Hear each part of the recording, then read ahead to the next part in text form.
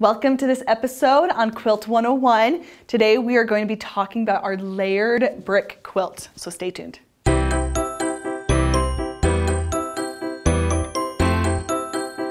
Hi, I am Emily and this is my mother Wendy, and we are the owners of Quilt 101, and today we want to create our layered brick quilt with you. We want to teach you how to make it at home. So whenever you order a quilt kit from Quilt 101, you will get everything pre-cut. And so as soon as you get home, all of the hard and boring work is done for you. So we have already cut everything up, including cutting the binding, and we have cut a piece of backing for you that are the correct measurements for your quilt. And you get to choose all of the fabrics too. And so it's cool to see the different options that people come up with. So we are going to start by laying out the quilt. And so we just have some pretty solids down here we're going to use. And do you want to just kind of tell them what you're doing, Mom? Yeah, so the first row is just going to be, for a baby, it's just 4 across.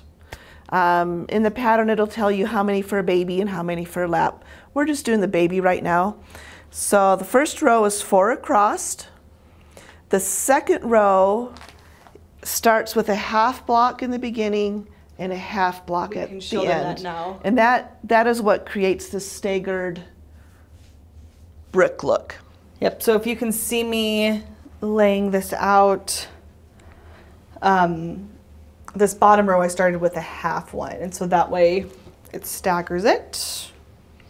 How about a light one for this end? Yep. Yeah, that works. Cool. So you can see, I mean, how easy was that to lay out? I mean, it's super, super easy. And this one is a fantastic quick quilt. That's hard to say. Quick quilt. Quick quilt. Or for beginners especially, because none of the seams match up. Yeah, you don't have to line things up perfectly for corners to match up. So this is a really good one for beginners. So to sew the rows, you're basically just going to flip them over on each other and sew them. You can do it that way. We would like to show you a different technique. And actually for this technique, Emily, let's just lay out one more row. We're not necessarily going to sew it, but I would like to show you a little system that we have that we really like. You're talking about chain piecing? Yeah. We'll save you a lot of time. Let me get these in here. Let's get another navy. Oh yeah. It's really fun to play around with them. And then do we want, oh, those pins. Where did they go? Emily's gonna go grab some of our pins that work really well for what we're gonna show you. Okay, so I'm gonna work backwards to your view. So we're gonna say this is row 1, this is row 2, and this is row 3. So to do the technique that I want to show you, we don't even have a name for our technique. What do we call it? What? How we chain piece them. Chain piecing. That's what, It's just a form of chain piecing. All right, so on the corners of every row, like this is corner 1, you're going to put a little pin. Now we have pins that have numbers on it, so it makes it easy for us. You don't have to have these pins. A simple little square of paper, like a 1-inch square paper with the number 1 on it, and pinning it to the corner is all you need to do. So that's the second row, and this is the third row. And you would just continue down for however many rows that your quilt is.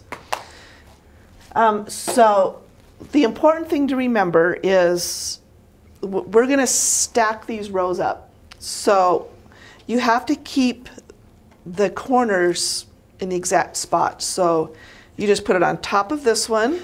Oh, except this is the wrong side. Do you see that? Yep. This particular solid. Yeah, no, that's right. The wrong side's supposed to be it, right? No, this is supposed to be right side. Hold on a minute, people. Technical, well, human eye difficulty. This one particular fabric, the wrong side has kind of a glossy shade to it. That's still... What are you doing? What am I doing? It goes like this. I can't work upside down. It goes like this. Okay. There we go. My brain does not function upside down very well. So we're just laying them right on top of each other. We're keeping that going down the just row. the same. Okay, now wait a minute. So after we stack them up, you're going to take your pin and you're going to pin through all the layers. So if someone comes running through the room and messes up your fabric, it stays all together. We have a little puppy in this house that has done that. Or my cat at my house likes to run under the fabric and goes all up. All right, so now that they're stacked, you want to show them what to do next? Yep. All right, so I'm just going to move these a little bit closer to me. All right, except I don't need to... And we can just do the 2 rows. Okay. I just wanted to do the 3rd row just for them to understand. Okay. Well, I still... So for lack of time, we are going to just sew these 2 rows together. Yeah, it'll still give you a good idea. Okay, so here's the 1st row. So I'm going to grab this piece and right sides together. I am going to put the next piece on top of it.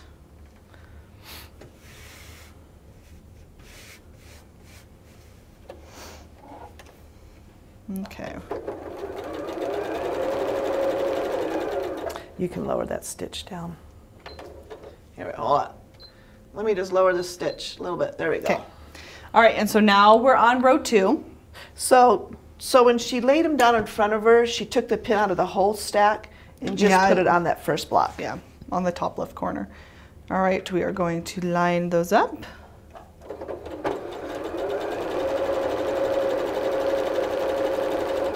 All right. Now when I do this technique, I usually only do about 4 stacks just to keep it, so it doesn't get too confusing. So I just finished, so now these 2 are pieced together. So now I just took it off the sewing machine. So these are still like connected to each other. So now I'm going to take the 3rd piece and flip it so it's right sides together. And we're just going to put that right on, and then we're just going to continue down the row. And then you can always double check. Okay, this is row 2 right here. Yep. Alrighty. You got that one backwards. Oh, thank you.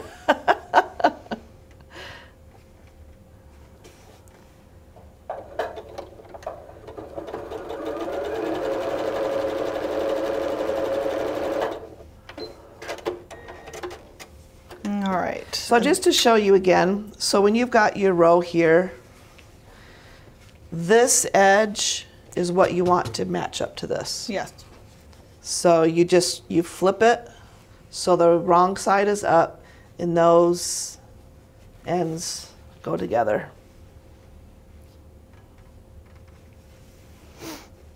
All right, just get that all nice and lined up.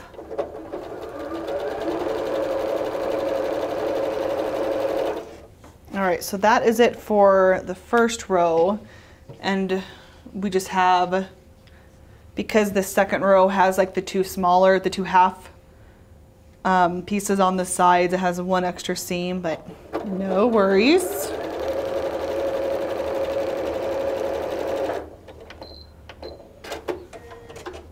So then I'll just go. So while you're sewing that one, I'm just Right going to back. pull the ironing board in a little bit. Okay.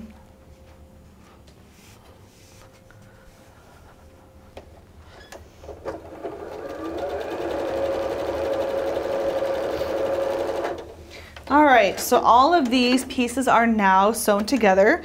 So now we just using, you can use a pair of scissors. I just like using my, like the sharp blade that's on my sewing machine, and I just go through and I cut all of the threads that are connecting them.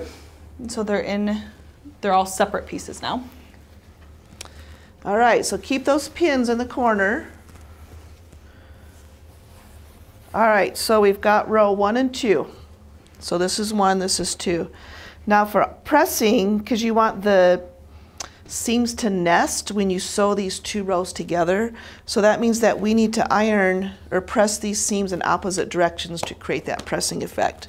So whenever you're piecing rows together, the odd number rows, you start at the pin end and you kind of give it a good push where the seam is, and then lightly, and then kind of push down on the seam. And that gives it a good iron. And then for the even rows, you actually, see here's the 2, you're going to start at the other end, the opposite end of the pin, and you're going to pin from that end. This will create the nesting effect. So any kind of a quilt that you're sewing rows together, this is what you want to do. Yeah. All right, so we're now adding the second row down here, and we're just going to line them up. And now what we do is we take the row 1 and we turn it over onto row 2. And we are going to sew along that cut right there. So I'm going to get rid of the number 2 pin. And actually, it's a good idea to pin it in a few spots because fabrics do move when it goes through the sewing machine. So you want to pin it just so everything stays in place. Yeah. So I would say for every maybe 5 inches or so, just put a little pin in there. I can help. When this one's different, it's easy because there's no like you just specific seams to match up the ends the best you can. And yeah.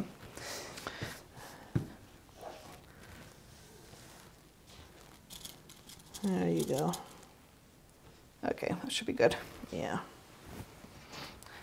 All right, so go through and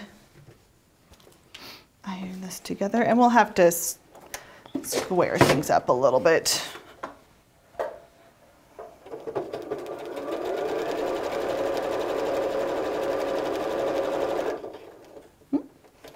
Almost got me. Whoops.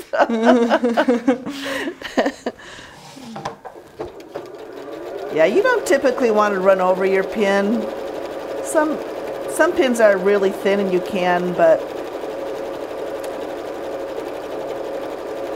I've broken several needles on pins before.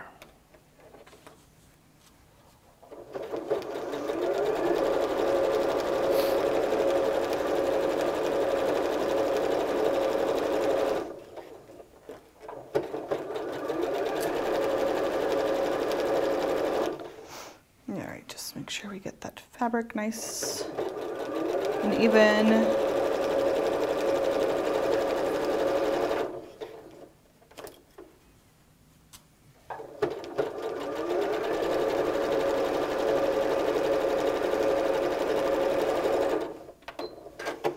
All right, that is done right there. So now all we have to do is press this open and we have our first 2 rows. Alrighty. There you go. I can press that real quick. You can either press it open or to one side. It's just whatever your preference is. I typically just do it to one side, but. And if you stick the nose of your iron, you kind of push it into it like this. That helps create a good little seam. Nice crisp line. Yep, there it's we all go. into the nook and cranny. Perfect, that looks so good. And you just lightly press. Don't do it really, don't push really hard because it distorts it a little bit. So check that out. So here are the final 2 pieces, or the final 2 rows from the Layered Brick Quilt Kit. And you know what, it went together really quickly depending on the size. You know, you just add a little bit more rows and a couple more bricks over on this side. But for the most part, it's a very beginner-friendly quilt, and we're excited to see the different color combinations you come up with. Well, and this is a great quilt for, it can go up to a king size. Yeah. Yeah. So it's a good one to put together, and it's a great beginner-friendly one. Yep. Or a quick quilt. Yep, a quick one as well. So we just wish you guys a happy day and happy quilting. Bye.